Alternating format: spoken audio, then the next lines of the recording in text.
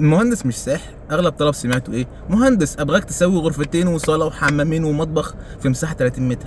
يا جماعه مش كده، القوانين لسه شغاله. المهندس مش ساحر عمال يطلع ارانب من الطاقيه. تعالوا اقول لكم اغرب طلبات بتيجي للمهندسين على الجروبات وانا في الطريق. في المهنه دي بنشوف حاجات بتشيب الراس، بس اغلبها بيبدا بجمله واحده بسيطه: يا هندسه قصرها شويه، صغر الحمام شويه، شيل الجدار ده.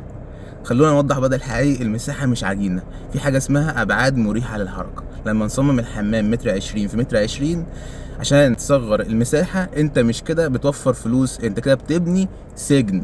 الخصوصية مقابل التصميم. طلبات افتح الصالة على غرفة النوم عشان البيت يبقى واسع بتخلي بيتك مكشوف ومستحيل تعيش فيه بخصوصية. نصيحة اون رود: التصميم الناجح هو اللي بيوازن بين احتياجك ومساحتك. ما تضحيش بالوظيفة عشان كام متر زيادة في الصالة، لان في الاخر البيت اللي انت بتسكن فيه اهم من البيت اللي انت بتتصور فيه سناب. ايه اغرب طلب طلبته من مهندسك ورفض ينفذه؟ اكتبوا لي في التعليقات وخلونا نضحك شوية. انا مهندسكم اون رود، دربكم خضر وتصاميمكم واقعية.